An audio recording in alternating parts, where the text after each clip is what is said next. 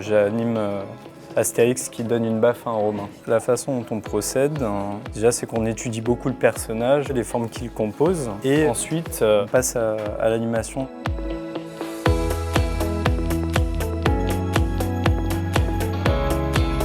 C'est les 50 ans de la sortie du film Les 12 travaux d'Astérix et les 50 ans du département animation de Gobelins Paris. On a eu la chance d'avoir aujourd'hui 3 réalisateurs et un grand directeur artistique, tous des alumni de Gobelins. Ils ont réalisé différents films d'Astérix.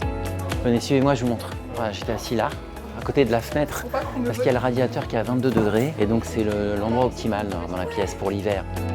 20 ans après, revenir dans ces lieux, c'est là où je me suis construit en tant qu'artiste, donc évidemment ça compte beaucoup. Et c'est même un peu émouvant. Et puis aujourd'hui, c'est aussi là où on est au contact des jeunes générations avec lesquelles on va travailler, des storyboarders, des designers, des gens qui vont m'accompagner sur les films à venir. J'ai fait Les Gobelins 2 ans, et puis après j'ai fait quelques courts-métrages, et après j'ai fait 2 films d'Astérix. Le premier c'était Le Domaine des Dieux. C'était la première fois qu'on faisait de l'animation en images de synthèse sur du Astérix. Et Uderzo, qui était vivant quand j'ai commencé à faire les films, était assez réfractaire à la base. Il considérait que l'animation de synthèse enlevait un peu de l'artistique. Du coup, on a eu cette pression de garder l'esprit du dessin malgré le médium qui est très différent de l'animation traditionnelle.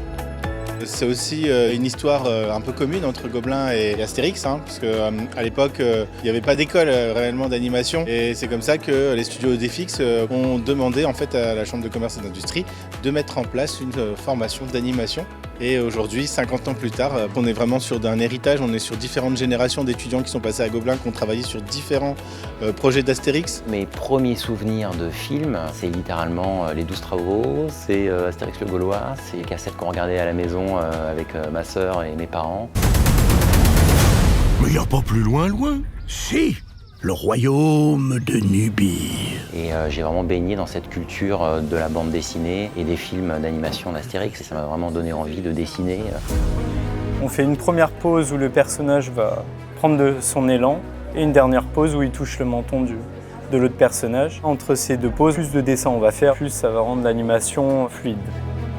Mes parents m'ont inscrit pour un stage dans le domaine de l'animation. C'était à Gobelins en 2018. Et après, pendant le lycée, je me suis fait un portfolio. J'ai essayé de commencer à me créer une identité avec l'animation et tout pour pouvoir intégrer l'école et pouvoir en faire mon métier plus tard. J'aimerais bien commencer en tant qu'animateur de personnages. Du coup, là, c'est une super animation qu'a fait Emeric. Il a fait un super taf, il y a un super rythme. Bon, l'animation est encore un peu rough, mais en tout cas, il y a des super intentions. Il a bien interprété le style de la BD avec les sandales, le petit slow motion.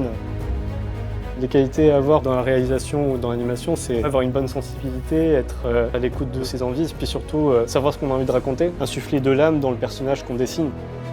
Donc il y avait les Hongrois, Sylvie Uderzo et Anne Goscinny, qui ont participé à cette conférence co-organisée avec les éditions Albert René. Le rôle de Sylvie Uderzo et le mien, c'est de veiller avec vigilance et bienveillance sur ce qu'on fait de l'œuvre de nos pères, c'est-à-dire on veille sur les adaptations cinématographiques, on veille sur les albums qui viennent au monde, on veille sur le merchandising. Ça fait quoi de voir que Goscinny et Uderzo inspirent encore et toujours les nouvelles générations de dessinateurs et de scénaristes? C'est extrêmement émouvant en fait, on s'habitue jamais. Se dire que le miracle se perpétue toujours, c'est prodigieux, quoi.